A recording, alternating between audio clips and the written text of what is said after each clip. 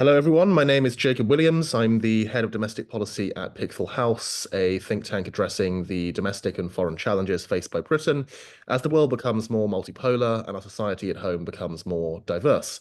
I'm very pleased to be here today with Dr. Tariq Modood, who is one of Britain's leading theorists of multiculturalism, an idea that's been the subject of much controversy and arguably confusion at present. Dr. Modood, a professor of sociology, politics, and public policy at the University of Bristol, where he founded the Research Centre for the Study of Ethnicity and Citizenship, is the author of numerous books on multiculturalism, secularism, and British identity.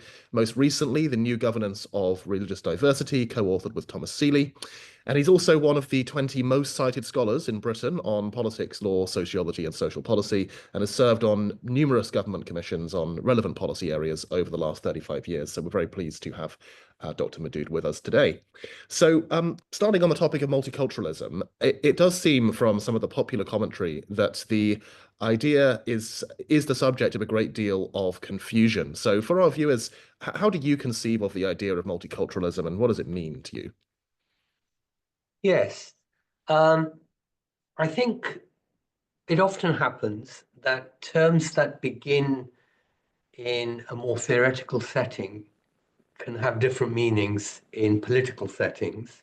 And I imagine that has happened with multiculturalism. But if we begin from the theoretical end and then, as it were, possibly think about its political adaptations or distortions, I would say that the political theory of multiculturalism has one basic form and then a couple of adaptations. So the basic form is really what we might think of as liberal multiculturalism, because it is based on certain key liberal ideas, like that the ultimate good is the individual, the autonomy of the individual, the freedom of the individual, and other things matter, but they matter secondarily or because they're important to individuals.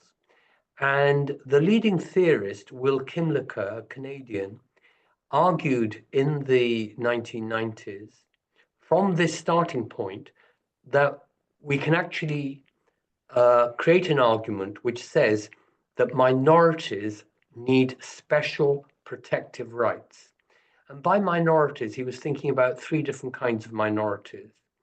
He was thinking about conquered peoples who have a distinct culture, like the Francophone people in Quebec, the indigenous peoples in North America, and also, but really that was a lesser concern of his, post-immigration kind of ethno-religious formations.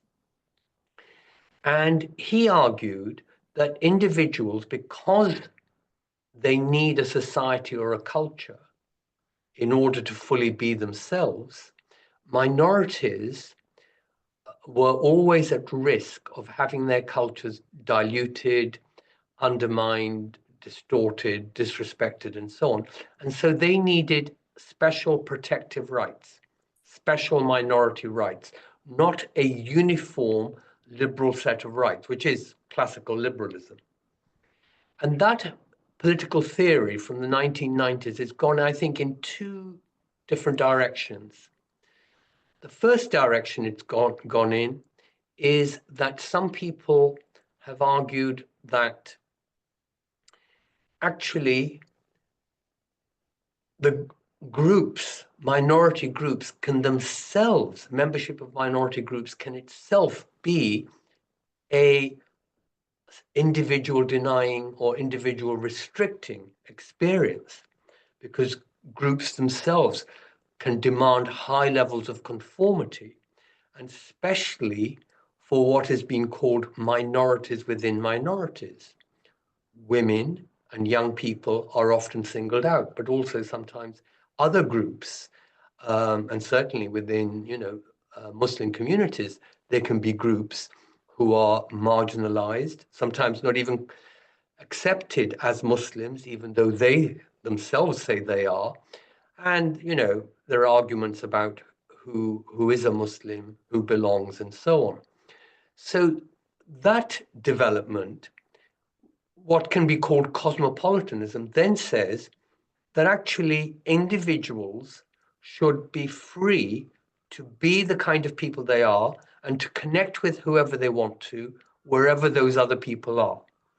They could be in Britain, they could be in Pakistan, they could be in China, Saudi Arabia, or whatever. And therefore, we all belong to a single planet, a single world society. That's basically what cosmopolitanism means. And that is, I think, what a lot of people understand by multiculturalism, because that is one direction that theorists, and then also some practical practitioners, have taken it in. But there's also another direction, what we might call multicultural citizenship or multicultural nationalism, which argues that the rights that we all have, the equality that we all seek, is due to our citizenship.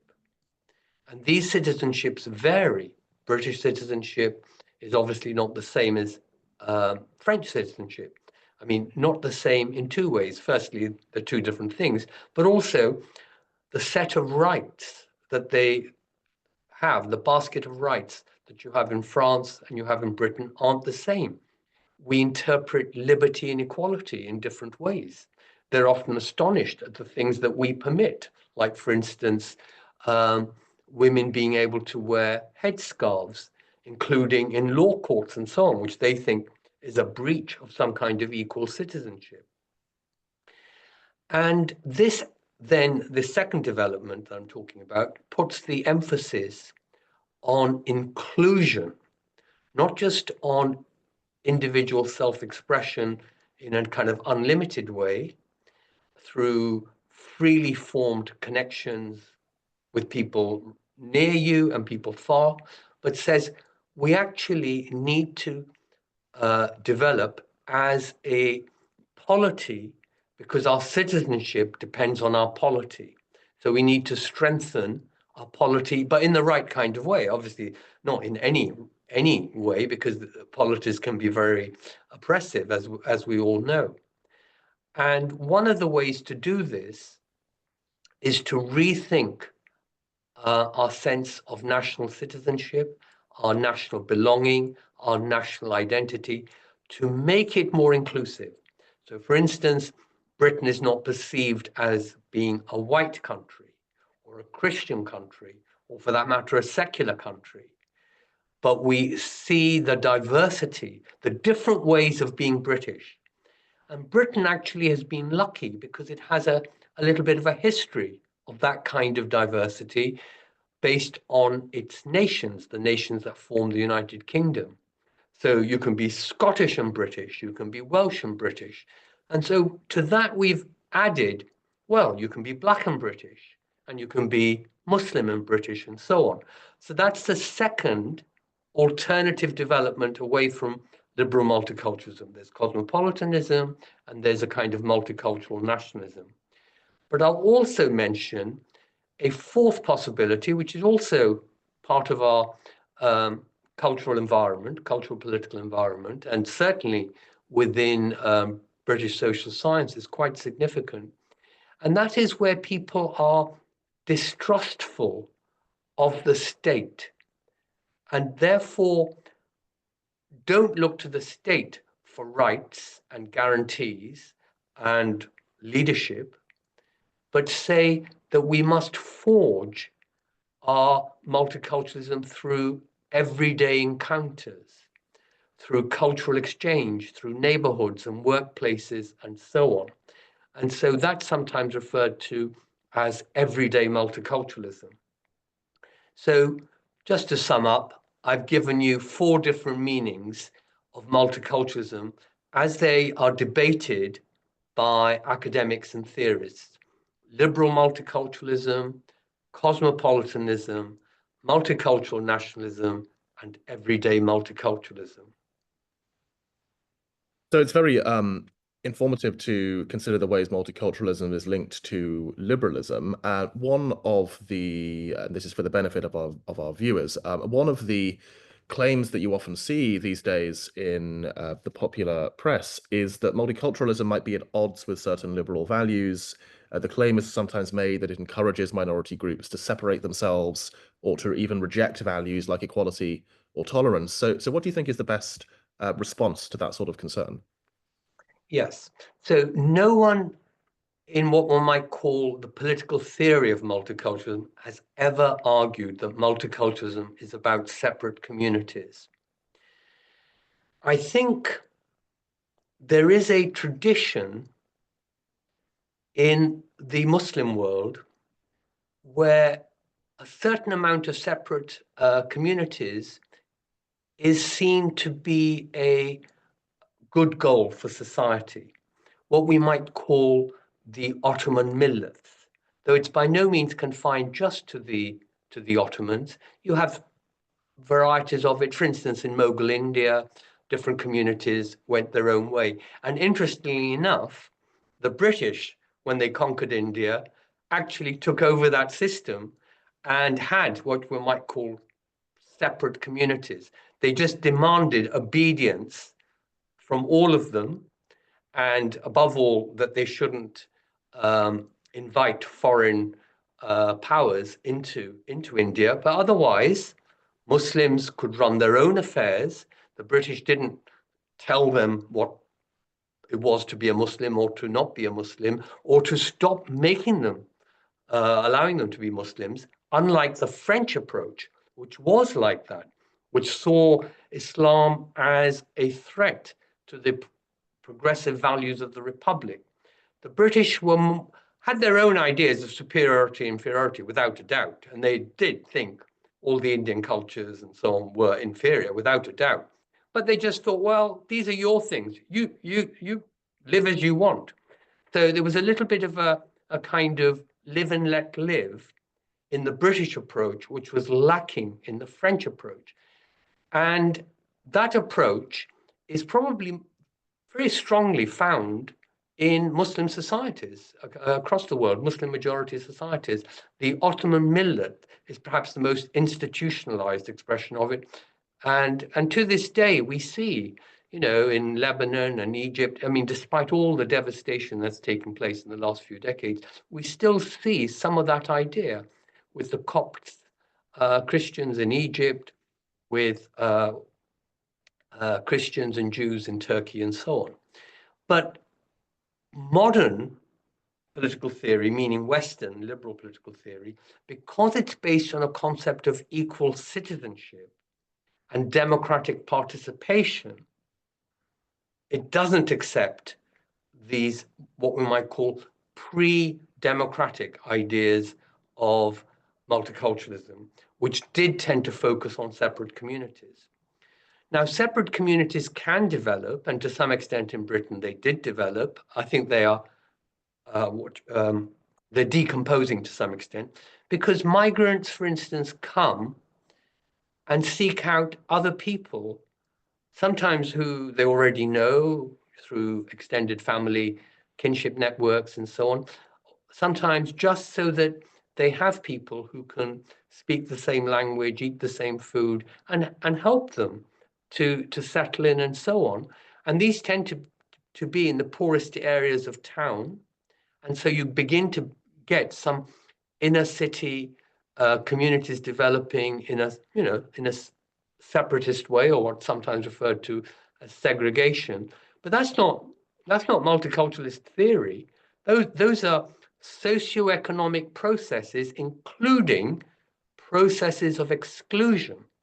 Because one of the ways separate communities develop is when white people move away, what's called white flight, to use an American term, which is very, historic in the United States, especially in the northern part of the United States, but also I think is a feature of a country like Britain. So when multiculturalists are derided for having encouraged multiculturalism, that really is very short-sighted and unfair, though I'd say that sometimes at a more activist level, and perhaps also local councillors, local lobbies, local pressure group level, because communities are kind of competing with each other for resources and political attention, and even, if you like, respect and prestige, you can develop a certain kind of what one might call political advocacy, which emphasizes a certain kind of separatism without necessarily intending to, possibly, because people are always just wanting to emphasize their own community. So instead of seeing the larger picture, you know, just like trade unions emphasize the interests of their members, the Welsh government emphasizes the interests of Welsh citizens. So you can get local communities becoming very one-dimensional and single interest group minded. So that, together with the socioeconomic processes, including white flight that I mentioned, if you add those together, yes, I think in certain towns and cities in Britain, especially in the north, and to some extent in the Midlands as well, far less so, I think, in London, though, you know, London's a very big place, and so you can get pockets of it. You can begin to get separate communities. But that's not multiculturalism. Multiculturalism wants to encourage different groups and communities coming together, working together, respecting each other, but within a framework of equal citizenship, and that we're all part of this country. Not that some people are hosts and others are guests. That's a very unequal, inegalitarian, and old-fashioned view. So I think that it's unfair to say that multiculturalism is the cause of the kind of separatism that does exist, which by no means is the dominant ways in which communities live together. But I can see how certain multiculturalist ideas can be used at a local activist level to reinforce the socioeconomic processes of separatism. So on that question of the framework of equal citizenship, one of the controversies, if you like, is I take it about what cultural differences are to be encouraged or to be regarded as legitimate or at least as or even as positive, and which types of different attitudes would actually contradict the idea of equal citizenship. So that seems to be a challenge any account of multiculturalism has to face up to. What would you say is the way we should distinguish between these two types of difference, those that should be celebrated and those that would undermine equal citizenship should they spread? So I'm not a liberal multiculturalist. I belong to the multiculturalism nationalist camp, as it were, that I mentioned. But I do think that we need to build on certain liberal principles, but not just principles, certain liberal laws and institutions. It's just that I don't think liberalism is the whole picture, but I'm not anti-liberal. So we have in this country, and you know, in similar countries, we have lots of laws giving people individual rights. Some of these to do with, you know, rights to go out and work, rights in the workplace with your employer, rights that the state can't do various things to you, like raid your home in the middle of the night without an arrest warrant, without a proper authority from a judge, etc., etc., etc. And sometimes we talk about, you know, Magna Carta as a kind of way of packaging where these rights come from and so on. So I don't think we should lose those rights. I think multiculturalism is in addition. So there is a sense in which I kind of believe in group rights, though I don't necessarily use that vocabulary, but I see those group rights as an extension, and therefore we must be careful in granting group rights that undermine what we're building on.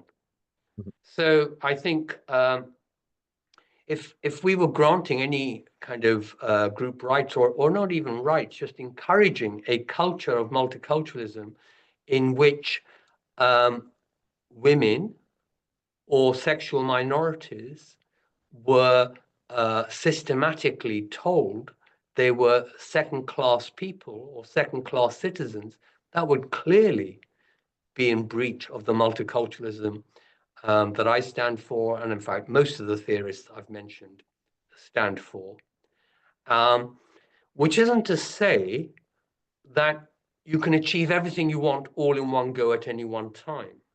So I've argued in some places that we do, as a matter of fact, have to recognize that we have some conservative religious communities or individuals who are willing to accept a certain degree of toleration and anti-discrimination for sexual minorities, non-heterosexual people.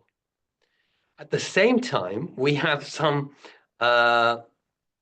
liberals, including amongst LGBTQ people, who are very nervous about granting religious communities too much place, too much standing, for instance, in relation to school curricula, or possibly in relation to politics and the law and so on.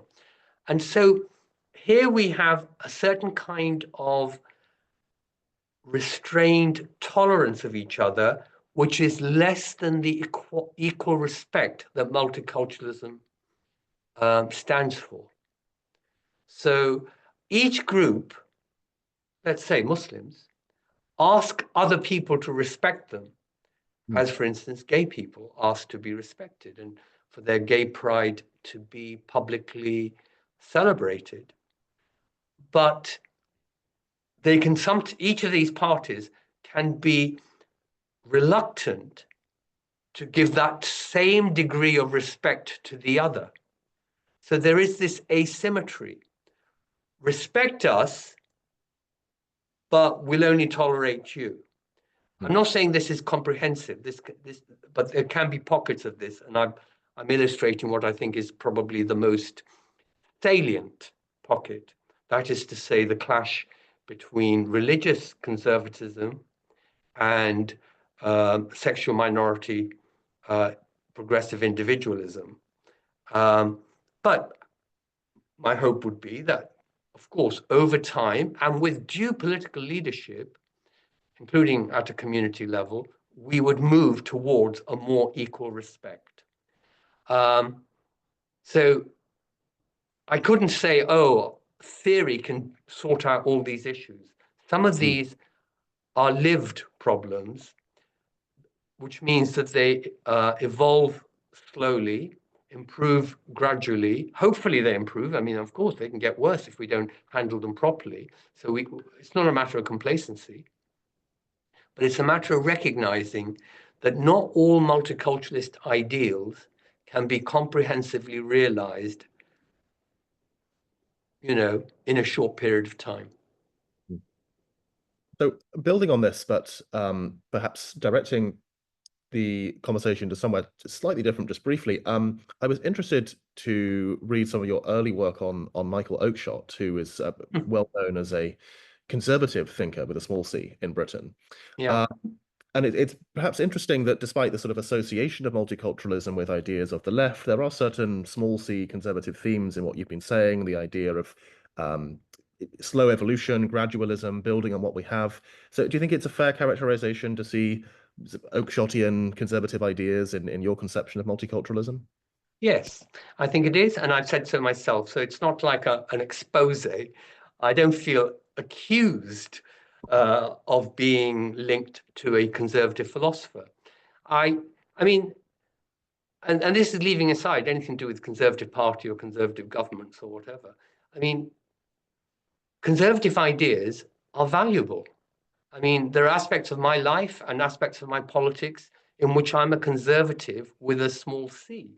And Michael Oakeshott was someone who was highlighting the importance of being a conservative with a small c. He wasn't a party political ideologue. Yeah. Because obviously we want to conserve what we think is of value. So there are aspects of my country where I think we need to be conserving and not the opposite, i.e. demolishing or deconstructing or carelessly, negligently destroying. So I see obviously multiculturalism as a progressive political philosophy, but one that should be able to incorporate the insights of conservatives and of others. And I'd say there are at least two ways that Michael Oakeshott has been influential in my thought. Firstly, the fact that I said to you that I don't begin with liberalism as an ideology or as a set of principles. Many people in my neck of the woods begin with either liberal individualism or with human rights. That is such a standard position. I do neither. And in fact, I feel human rights is not sufficient to ground multiculturalism. We need something thicker and stronger, namely citizenship, because citizenship is a much more demanding concept and much more demanding of what people owe to each other than human rights. And also it's more enforceable because it's under national democratic constructs as opposed to something more international, which we see now how fragile international human rights discourse is when powerful countries choose to ignore it. So that's one way that Oakeshott's been influential with me, in that I don't begin with an ism, I begin with a country or countries, with polities that are already in motion. We don't begin with a tabula rasa and say, what's the blueprint for a perfect society? We begin with where we are. So that's one thing I've learned from Oakeshott. The other thing I would say is I've learned the importance of valuing people's cultural or identity investments. Now, this is somewhat of an interpretation of mine. Oakeshott doesn't use any of this vocabulary himself. And some people might even say, actually, it's not Oakeshott, but never mind. I think I learned this from Oakeshott because Oakeshott wanted to allow ordinary people, ordinary politics, ordinary societies to be valued. We didn't need to refer to some ideological principle to value them. Not just individuals are of value, but communities and societies, their heritages, what they've built up over time, the wisdom that they embody, these things are of value.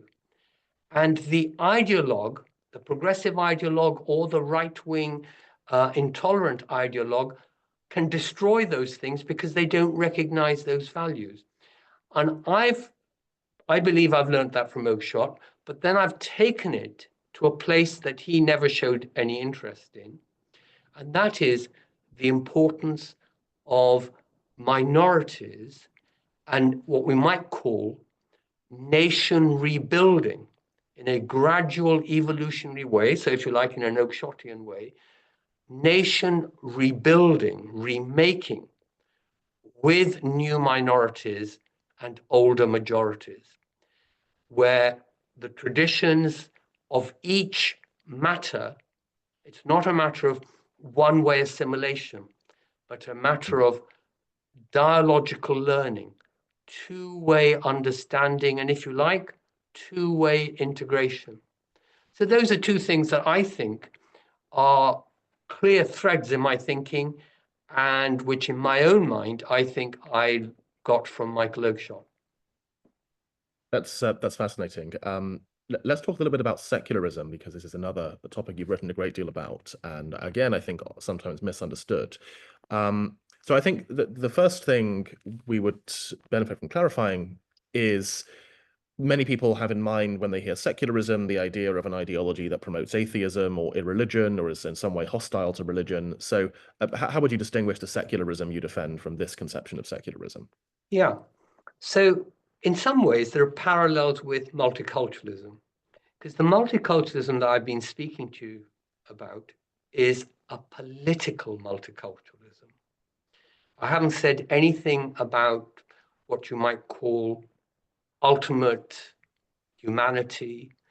There are multiculturalists that have much grander visions. And someone like, for instance, Gandhi is a multiculturalist in a grander mode. I think someone like Charles Taylor and Bhikkhu Parekh are to some extent as well. But I just talk about the politics.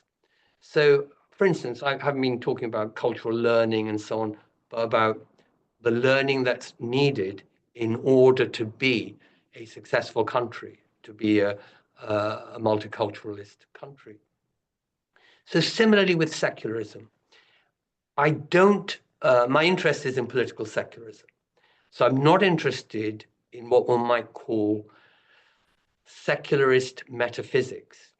I'm neither interested in supporting it nor critiquing it. It's just, it's not my subject matter. And for those people who are attuned to Anglo-American political theory, they might see that in a way, I'm doing something consistent with, possibly even ultimately derived from, John Rawls, who said he wanted to focus on political liberalism and leave out other theories of the human good, conceptions of the good. And in a way, that's what I'm doing. I'm saying I want to focus on political multiculturalism, political secularism. So that's the first move I make. The second move is that I thin down the concept of secularism. So some people actually say to me, including friends, they say, Tariq, you're no longer even talking about secularism. I disagree, but this is how I get to it. I thin it down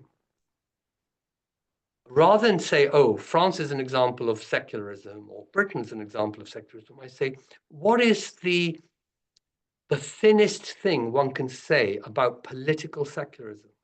And I say, well, that is the idea that religious authority, religious purposes, and religious goals should not dominate political authority and political purposes and political institutions. Some people then say, oh, yes, and of course, the other way around as well. And I say, well, no, not yet. The thinnest meaning of political secularism is the absence of one-way domination, i.e. that religion should not dominate politics. Because otherwise, how can we describe the Soviet Union or the People's Republic of China as a secular state? And they clearly are. They don't value this two-way non-domination between religion and politics. For them, it's all one way. So once we've got that thin meaning, we can then say, how do different countries at different times and place, how do they build this into a more political set of realities? And one of the ways we do this, for instance, in broadly, liberal democratic societies, is we immediately turn the one-way domination into, one-way non-domination into two-way non-domination. So we say, yes, religious authority mustn't dominate political authority, but political authority must respect the autonomy of religious authority and not interfere with religious people's ways of life and so on. So that's broadly the direction that liberal secularism goes in, and it's the grounding for religious freedom. Of course, it didn't happen all in one go. It's actually taken several generations to work out, or centuries.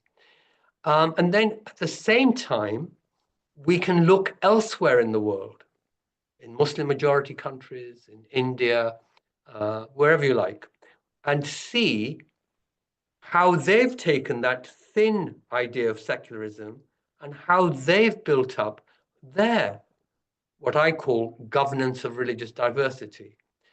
Earlier, I was talking about the Ottoman millet. So the Ottoman millet is an example of the governance of religious diversity, even though it's a case of a pre-democratic citizenship example, but nevertheless, it is actually one of the leading examples.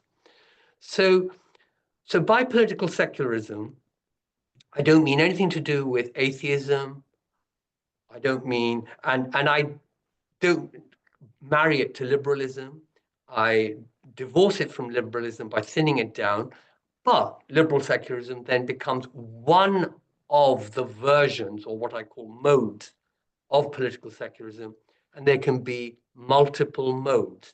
And so we can better then understand how countries like, say, Indonesia, which I think does aspire to be a pluralistic or multiculturalist country, how that develops its own governance of religious diversity without simply evaluating it in terms of Western models, liberal models. Because if we end up, or if we begin by thinking of secularism as a liberal doctrine, then we'll always be evaluating other societies by this liberal standard.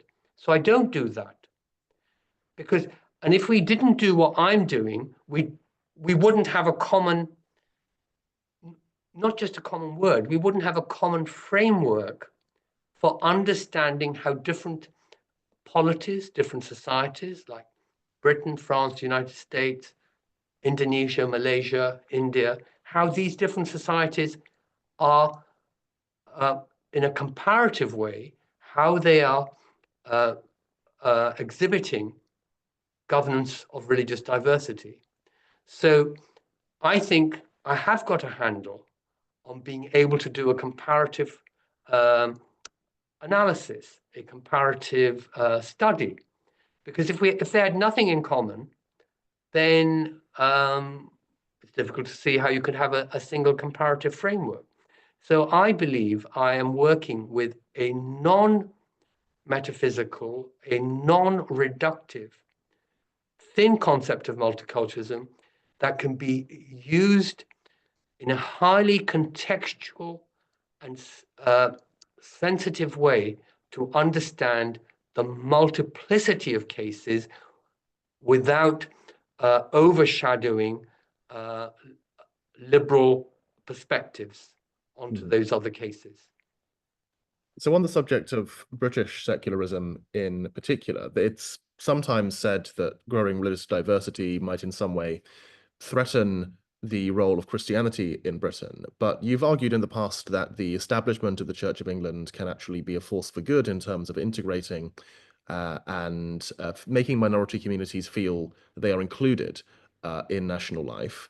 And anecdotally, I've also spoken to many Muslims who, to some extent, regret the decline of Christianity in Britain, or even wish that it were more influential. So, what would you say is the way in which majority religious traditions could have a positive role in a secular state, in your sense? Yes, thank you, Jacob. That's a good question, because what you say is your personal experience is the same as mine. And actually, going beyond personal experience, I've done some searches to see if there's any single Muslim organization or thinker that's argued against the establishment of the Anglican Church in Britain, offered a reasoned critique, not just by saying, oh, we want a caliphate at number 10 Downing Street or something, but, some kind of reasoned argument. And I haven't found one. So I think most Muslims are either actively or passively sympathetic to the Anglican establishment, because they would rather that there was a place for religion in public life, at the center of our national life, rather than the absence. So in the book that you mentioned that I recently published with Thomas Seeley, I'm drawing on some other work that I've done with another colleague, Simon Thompson. We sketch out something that we call multicultural secularism, which isn't descriptive of any one place, but if you like, is an approach, is a normative approach, is a normative theory for evaluating, in our opinion, evaluating different kinds of political secularism or governance of religious diversity. And without going into it in absolute detail, it hangs on two important principles. So the first principle is one that I think most people sympathetic to multiculturalism will understand and appreciate. And that is that the state should strive to assure that all citizens can have a sense of belonging to their citizenship, can have a sense of belonging to their country, to their fellow countrymen, and so on, which obviously can't be done in a condition of, racism and Islamophobia and community hostilities and distrust and so on. So I'm not describing the present position, or certainly not fully. But we also say there's a second principle, and that is that any state, any democratic state, can go further from the first principle to the second principle of what we call discretionary recognition, giving some special recognition to one or more religions in its polity. Why might it do that? Well, this can be for historic heritage reasons, or it can be for contemporary majoritarian reasons, or because some religions are really making a very valuable contribution to the collective national life, not just to their own community. Like, for instance, in this country, I mean, the way that, the majority religions, especially Anglicans and Catholics, run a very good quality of schooling, and then invite other people to also take some places. Perhaps they don't do enough inviting. I'd actually encourage them to be more inviting and to see themselves as providing good education rather than just good education for Christians. I think we might want to recognize one or more than one religion as having some special status over and beyond that which is necessary so that all religious communities can feel that they're part of the national community. Now, the first principle has absolute priority over the second. So we can't immediately go into the second till we are confident that we are achieving the first, that we are at least on a path to achieving the first, and that we are not implementing the second principle so that it cuts across or undermines minority identification with the national polity. Because if it does, then the first principle always trumps the second principle.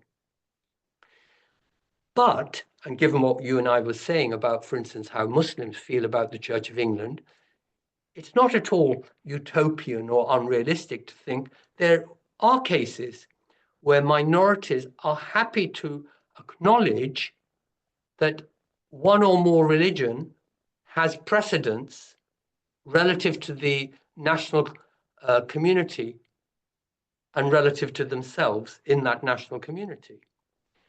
And I think that's how we can justify a certain special position for the majority, but it must be democratically done, and it must be open to critique, debate, discussion, and so on. So it must be part of a democratic dialogue. It's not just because it's a status quo. Oh, we've always done it in the past, so we'll do it in the future. And I ought to say something, just in case it isn't obvious, that the argument I'm making is not specific to Britain. So it would apply equally to, say, Pakistan or Egypt or Indonesia.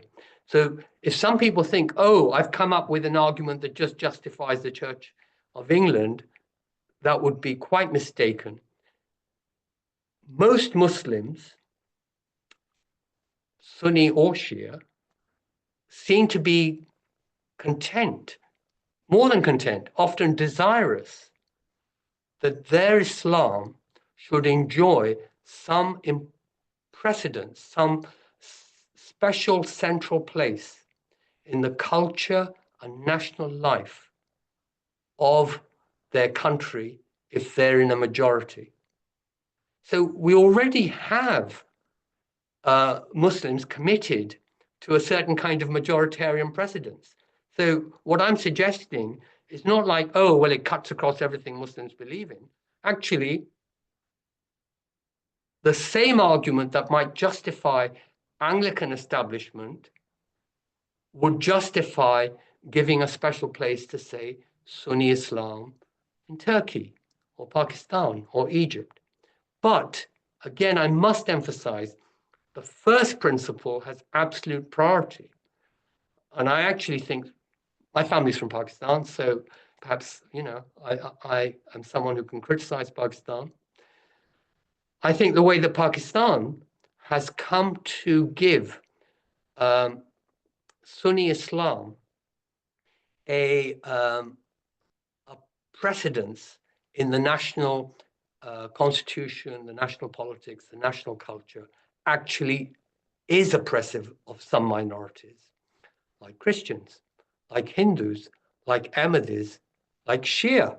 So this isn't a blank check for just saying any majoritarianism will do, but I'm saying some majoritarian recognition is possible within a multiculturalist framework as long as it's complementing and not undermining the multiculturalist principle of inclusivity and identification of all religious groups within a polity.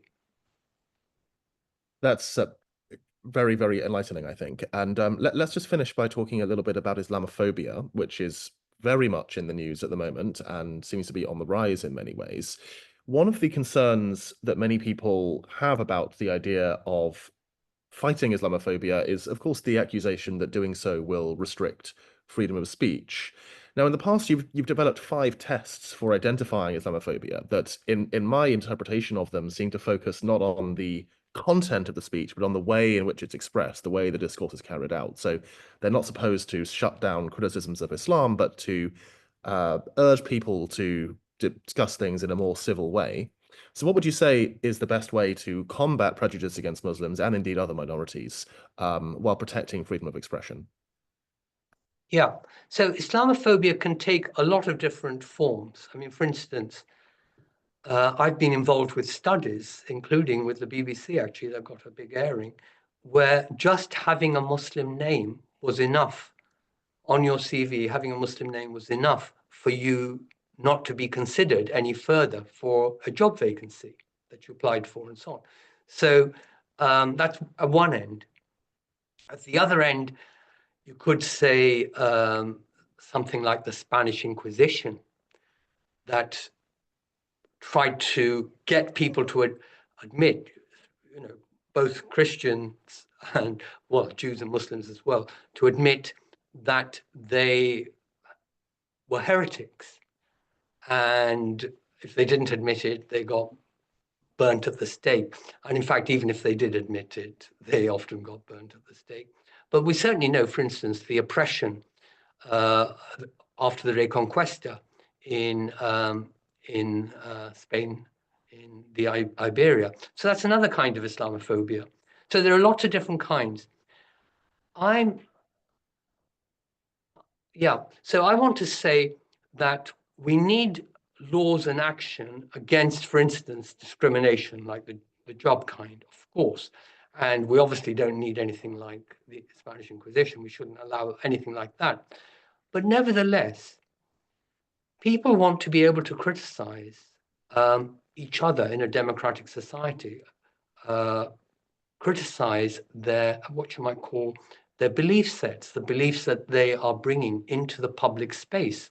Now, some people who tend to interpret religion only in terms of sort of spirituality and personal rules to say, for instance, I won't eat meat, or personal rules to say, I won't travel by plane, or whatever their personal rules are, and whatever their own spirituality is through things like meditation and perhaps also reading scriptures or other kinds of reading. In a way, they're not bringing their beliefs into the public space, and that's one way of being religious, which a lot of people on the whole we call liberal secularists, would like everybody to be like that. So I'm against liberal secularists imposing one way of being religious on everybody. That would be entirely wrong. Now, most Muslims, some do, but most Muslims don't just want to be Muslims in that private spiritual way. They want the rules of some of the rules of Islam, some aspects of Sharia, to be followed in practice. Like, for instance, dress, like, for instance, halal food provision in schools and hospitals and so on. So, but other people want to criticize that because we have now come into the public space. So Muslims can't just say, oh, it's a matter of private conscience. We should be able to debate these things. And so I say, the example I use is if someone says Muslim views on women are inconsistent with how women should be treated in contemporary Britain. And I say, well, that could be an Islamophobic view. I don't deny that it could be, but it doesn't have to be. So it's not the proposition itself that's Islamophobic, it's the context or the use. And I say that some people genuinely hold that view. They don't want to be anti-Muslim, they don't want to be anti-Islam, but they hold that view. So they should be able to express that view, but not just express it, we should be able to talk about it, because Muslims will want to reply to that view anyway. So are there reasonable and civil ways of having public dialogue about these kinds of controversial matters? And I say there are. And when those get going, often they don't get going because Muslims tend to be shouted at and rebuked rather than invited to dialogue. But if we can get some dialogue going, then we're turning the potentiality of Islamophobic prejudice and Islamophobic hostility, we're turning that into a dialogue from which both parties can learn. Because a dialogue means a certain kind of dialogical symmetry. Both parties have to be open in a certain kind of way. Both parties must be able to criticize the other and to respond to criticism, and hopefully both should be able to learn.